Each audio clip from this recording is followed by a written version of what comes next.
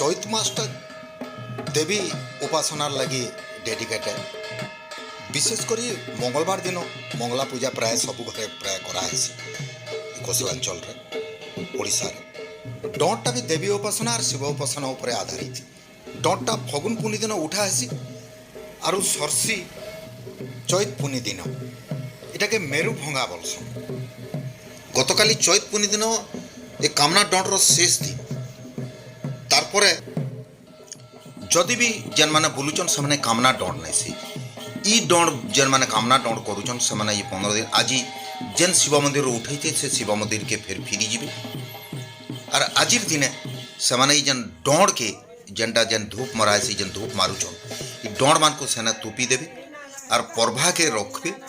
और कला छतर के मुजबे और जेहेतु अन्य छतर शिव को रिप्रेजेंट करुचे से छतर माने खुला थिबा किंतु कला छतर आउ नहीं खुला हुए न फिर जतला दूसरा आसवा बरस जब चैत मासे फिर गा डंड उठाबे से मंदिर के जाइगिरी सेटा के फिर पूजा पाठ करके से डंड के से पर्भा के आर से कला छतर के फिर खुली कर फिर एंता गाँ गाँ बुलबे जेन माने फिर कामना करके डंड नाचबार लगी बाहरबे फिर गा बरस सारो नाची पार 15 दिन टा तो निदान है बाकीटा डंड भंगड़ हो पारे किंतु इथरे नीति नियम बहुत इटा जेहेतु सरीगला ए वर्षर चैत पुनी दिन से लगे मुई ई वीडियो गुटे जत बेले आम डंड बाले बेटू जाऊे से उठेकरी से डंड मान को समर्पित करुचे से को डेडिकेट करुचे ये डंड पार्टी बलांगीर जिलार सियाल बाहली गाँव से परफॉर्मेंस इटा प्रताप सागर पड़ा बलांगीर ठाने करुछ बहुत भल लगुच कस्ट्यूम नाच व्यवस्था सबू पूरा गोटे ट्रेडिशनल रही भी खुश लगुच डंड बाले ही धार्मिक भावटा के सांस्कृतिक चेतना टे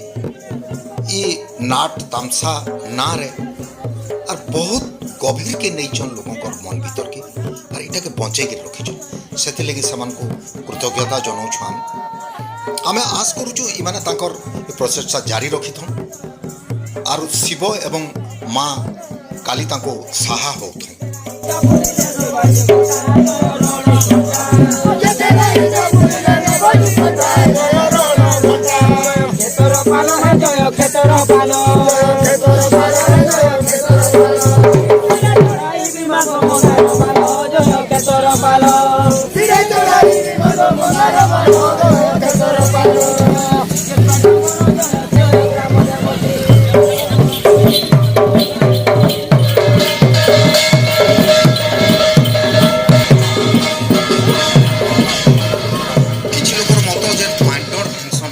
डंड बाले कष्ट पाइबार्टा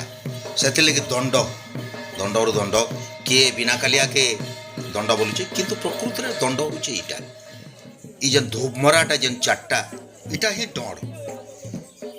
बैशाखर प्रतिपदा दिन यहाँ से जेन ठानु डंड उठे जे मंदिर रू शिव मंदिर रू सेनके फिर नहीं के पूजा दजा कर तुबे और डंड भांगे जेनटा के मेरु भंगा बोलिक कहसन ये कला छतर हूँ माँ शक्ति कालींकर शिव शक्तिकर प्रचार प्रसार सरला आ बाबर चैत के फिर डंड उठाबे फिर एंता चक्र एंता चालू थी।